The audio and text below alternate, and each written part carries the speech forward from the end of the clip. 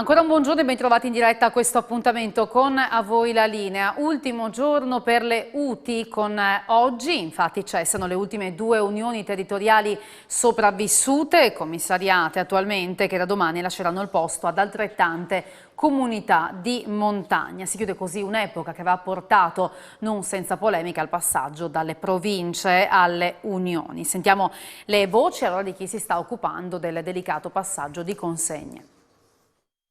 Enrico Sarcinelli, commissario del UTI delle Valli e Dolomiti Friulane, che sta per chiudere la propria esperienza. Dal 1° luglio entreranno in attività le 2 nuove comunità di montagna del Pordenonese, quella di Ovest e quella di Est.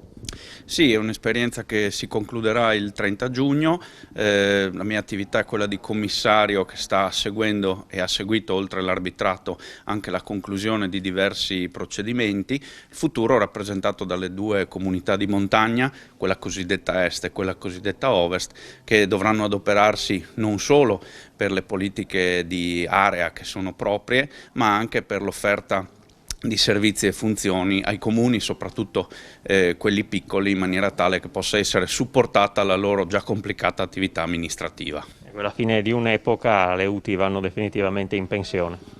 La filosofia, almeno del sottoscritto, è quella di comunque tenere in considerazione gli aspetti positivi, sicuramente prendere atto di molti che non hanno, a mio modo di vedere, assolutamente funzionato e farne tesoro per un futuro per le nostre comunità. C'è stata anche un po' di polemica sulla nascita delle 2 comunità, qualcuno avrebbe voluto una comunità di montagna unica, il suo parere? Il mio parere è stato espresso anche attraverso le nostre delibere consiliari e l'esperienza di queste settimane come commissario e come soggetto che è entrato anche nel comitato esecutivo della futura comunità di montagna è sicuramente quella per un ente di dimensioni più ridotte, più vicino alle esigenze delle nostre cittadinanze. E per quanto riguarda invece i comuni, ecco, che cosa cambia sostanzialmente dall'UTI alla comunità?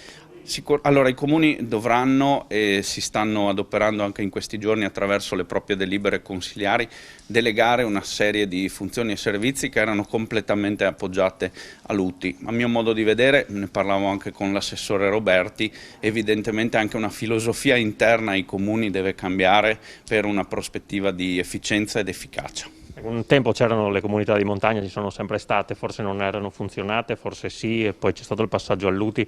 Insomma, cosa trarre di buono e cosa non aveva funzionato all'epoca da non ripetere? Evidentemente è una gestione che per alcuni aspetti può essere stata sinceramente caotica. In questo caso noi dobbiamo far tesoro di quello che c'è stato per arrivare a ottimizzare l'azione amministrativa rispetto a funzioni che non possono non presupporre, cito una funzione su tutte, dal percorso di digitalizzazione e transizione digitale, per citare un esempio. Quindi sì, servizio personale ai cittadini, soprattutto nei comuni di montagna, ma anche all'interno delle amministrazioni un percorso che veda la transizione digitale come un'opportunità e non come un peso. Dal 1° luglio si parte, ecco, quali sono le novità e soprattutto le differenze con il passaggio dall'UTI? Beh, sostanzialmente si parte il 1° luglio con una novità importantissima, che le funzioni e i servizi comunali che vengono conferiti al nuovo ente non sono obbligatori, ma sarà il Consiglio Comunale stesso, nella sua volontà, esprimere quali sono i suoi desiderata, per cui sostanzialmente le potenzialità che il Comune può esprimere di conferimento sono ampie, ma la volontà è rispettata. I cittadini sanno che non diventano più colonie di un ente più grande, ma semplicemente possono usufruire le potenzialità della nuova struttura. Che cosa tenere e che cosa buttare dall'esperienza delle UTI?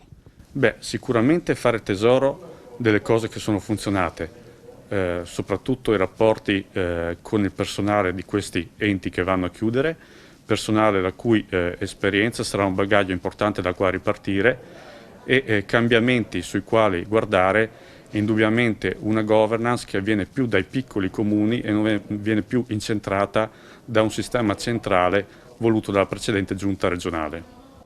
Per quanto riguarda invece i servizi ai cittadini?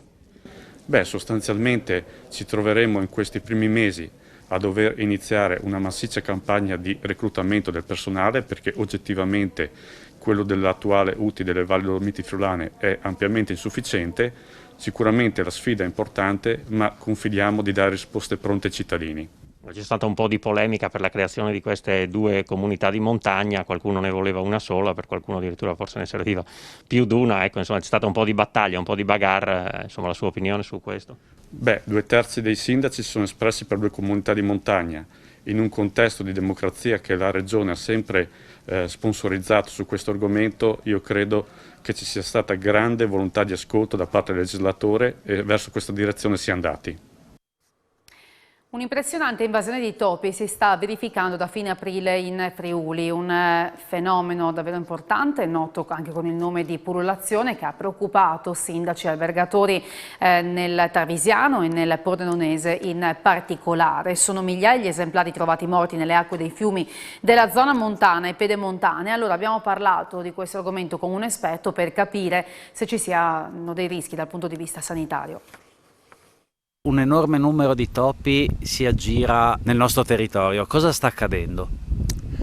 Dunque, si tratta di un fenomeno ciclico che si verifica a intervalli, in genere di 3 o 5 anni. In questo caso, pullulazioni così grosse sono un po' più rare. Questa nel 2021 c'è soltanto un precedente analogo, che è quella del 2012. E poi ce n'è una precedente ancora delle stesse proporzioni del 93. Le pullulazioni in questi ambienti qui da noi non si devono essenzialmente a una produzione anomala di seme pesante che i micromammiferi forestali usano riproducendosi in modo abnorme.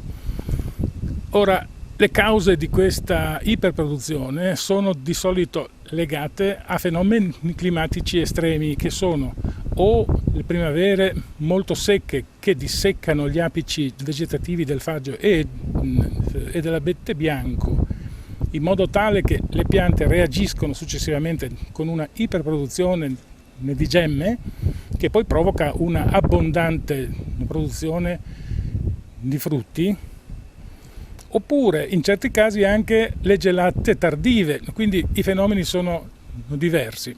Il fenomeno più strano che contraddistingue questa pullulazione, perché le precedenti non hanno consentito di evidenziare fenomeni simili, è la quantità di animali morti in acqua. Ora, la quantità di animali morti in acqua è davvero impressionante ed è sia in Veneto, sia in Trentino, sia in Friuli che in territorio sloveno.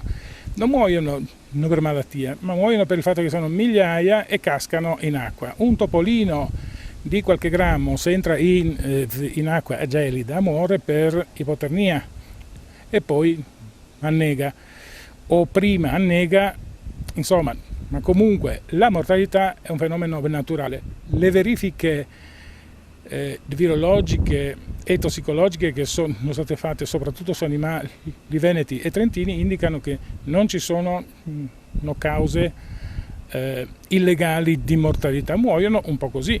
È ovvio che questa abbondanza di nutrimento favorisce certe specie, in particolare abbiamo visto che le specie implicate in queste pullulazioni, così si chiamano questi fenomeni, sono sempre due.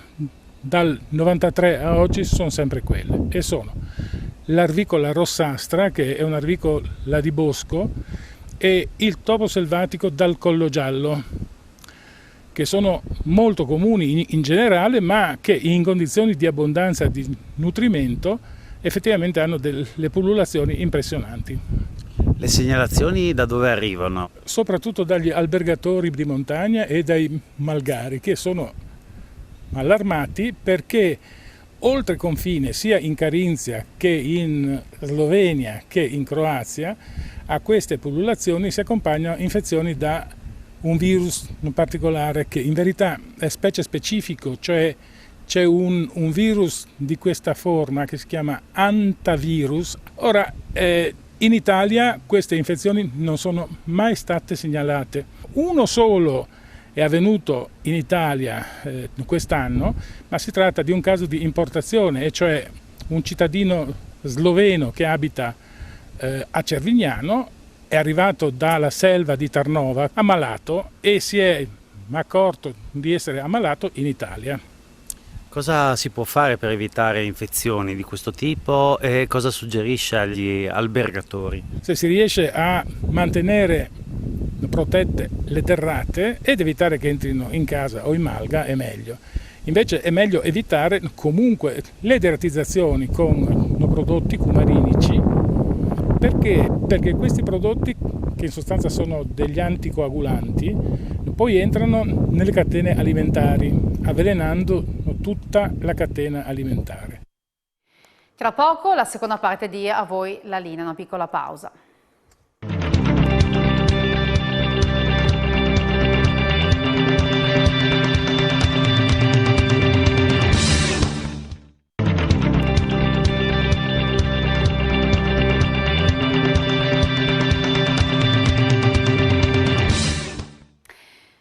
C'è un'iniziativa di Arlef che è stata presentata oggi in questura a Udine per mettere in guardia dalle truffe le persone anziane. Sono 4 brevi video realizzati in friulano.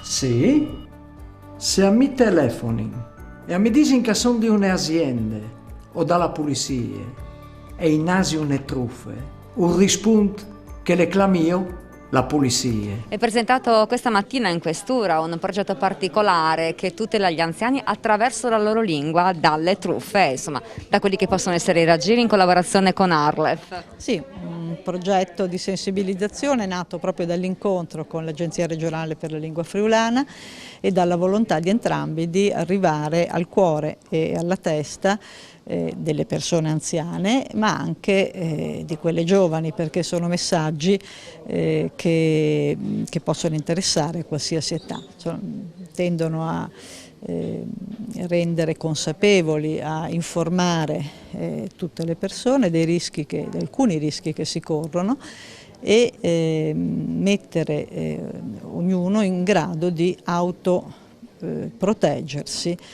per evitare, insomma, le insidie più frequenti. Se vi è meglio, a mi domandi das fiscai o banchiaris, io non vi snuie, il si è ridotto e i buttite scovacis.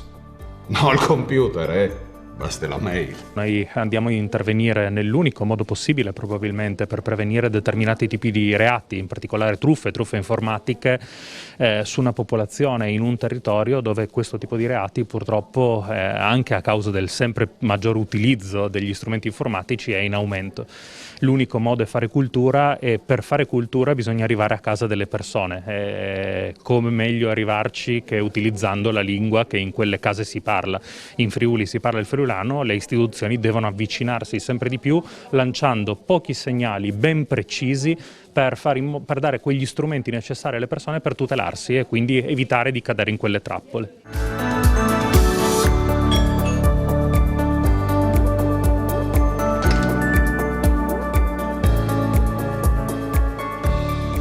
Suonin alla porta e a chi non conosce io rispondo chi non so in chiesa. Questi video verranno veicolati tramite chiaramente canali televisivi che sono sicuramente indispensabili, ma gireranno anche sui social network e potranno essere veicolati anche con sistemi peer-to-peer tipo WhatsApp, che è stato utilizzato parecchio, abbiamo visto, dalle fasce di età anche abbastanza anziane durante la pandemia, quindi è facilmente scambiabile, ma soprattutto sono video abbastanza corti, quindi non sono impegnativi e catturano l'attenzione dello spettatore, che sappiamo insomma avere delle necessità di comunicazione abbastanza stringenti, ma soprattutto molto chiare, e chi avvenga pont importante la lingua furlana proprio perché è clara, è diretta, è inequivocabile. Io quando faccio un bancomat mi chiami sempre alle spalle per controllare che qualcuno non mi spia il PIN. E con Catine, che è una delle protagoniste di questi video, vediamo quali sono gli attori che hanno partecipato a questi brevi filmati. Allora Claudio Moretti, Fabiano Fantini ed Elvio Scruzzi. Insieme a loro è stato bellissimo, è stato anche divertente girare queste cose. Spero veramente che servano, che arrivino proprio, che raggiungano lo scopo di mettere un freno a queste truffe che adesso sono ma di tutto e di più, loro hanno tanta fantasia per truffare, non solo gli anziani ma anche noi, anch'io ho subito un furto. E così abbiamo unito il divertimento, l'utile al dilettevole ed è venuto fuori un bel lavoro. Se tu hai dubbi, Sospies. Ho bisogno di assistenza? Clama il 112. clame, Senza paura. Se tu ti senti in pericolo o tu hai un problema, clama la Polizia di Stato al numero 112.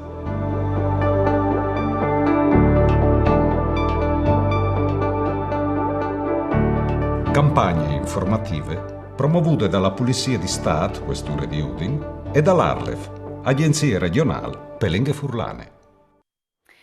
L'associazione Invicti Lupus di Romance di Sonzo ritorna con la più grande rievocazione storica longobarda presente sul territorio italiano, dove saranno presenti numerosi gruppi storici provenienti anche da altri paesi europei. Appuntamento dal 2 al 4 luglio con Romance Langobardorum. Riparte Romance Langobardorum con Matteo, che è il presidente dell'associazione. Andiamo a ripartire, no? A riparlare di questa iniziativa. Voi l'avete già proposta a ottobre, ma riparte nella collocazione ufficiale, immagino, nel periodo ufficiale. Sì, noi torniamo a proporre per il 9° anno consecutivo Romance Langobardorum. L'abbiamo chiaramente posticipata di un mese, solitamente la facciamo in periodo scolastico, ma abbiamo atteso la riapertura generale per poter dare alla gente un evento veramente senza, tra virgolette, limitazioni, a parte quelle richieste, tutto intorno ai laghi, a luglio. Abbiamo la presenza di 16 gruppi italiani e stranieri, gente che viene dalla Spagna, dall'Austria, dalla Germania, dall'Ungheria, quindi finalmente Romance torna a essere un centro culturale importantissimo come lo è stato in ogni anno, e addirittura nel 2020, come dicevi, siamo riusciti a farla limitata, ma l'abbiamo realizzata per dare un senso di continuità e di identità culturale alla popolazione del nostro territorio. Una rievocazione che viene organizzata come? Da dove partirete per poi appunto, qual è il programma nel dettaglio? Quest'anno la rievocazione si baserà sull'arrivo dei Longobardi in Italia con il re Alboino e la nascita del villaggio di Romance. Questo perché l'abbiamo collocata a tema con il docufilm storico che abbiamo realizzato quest'inverno, che appunto parla di Alboino e di Romance. Quindi vivremo 2 giorni di approfondimenti culturali, spettacoli, rapporti con gli animali, luogo ambientale, tutto quello che riguarda appunto un'immersione a 360 gradi sui Longobardi, sugli anni, che poi la sera, alle 9:30, sabato sera, verrà presentato il film. Quindi cinema all'aperto, uniremo il cinema alla storia, tutto per far vivere alla gente un miglior rapporto con la storia che non va mai dimenticata, va apprezzata, va conosciuta. Quindi noi cerchiamo di trovare ogni anno un sistema migliore per coinvolgere la popolazione. E in quanti siete? L'associazione conta solamente 8 soci ed è in grado di realizzare tutto questo, perché l'evento è organizzato dagli Invicti Lupi. Abbiamo tantissimi amici, collaboratori e altre associazioni, quindi abbiamo creato una sinergia, una rete di collaborazioni che ci aiuta.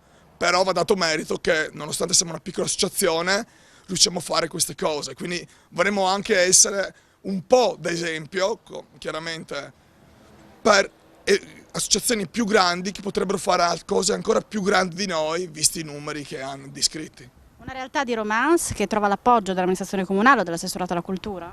Sì, l'appoggio dell'amministrazione di Romance è totale e ci aiutano anche per tutte le noie burocratiche, tutto quello che può esistere in altri comuni. Abbiamo praticamente carta bianca, anche perché abbiamo avuto modo in questi 10 anni di associazione di farci apprezzare per l'alto livello culturale che proponiamo al pubblico, e quindi l'amministrazione apprezza questa valorizzazione del territorio, del suo comune, e ci dà il massimo sostegno. Difatti il comune di Romance, assieme alla regione, alla BCC e alla Fondazione Carigo, sono tra i nostri maggiori sostenitori da tanti anni. Quindi appuntamento sabato, a che ora?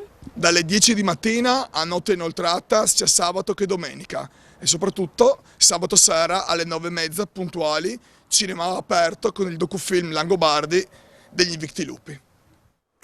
Nel weekend iniziativa del Comune di Tricesimo con Blu della Banda Cittadina per rivitalizzare il centro nel segno di Dante Alighieri.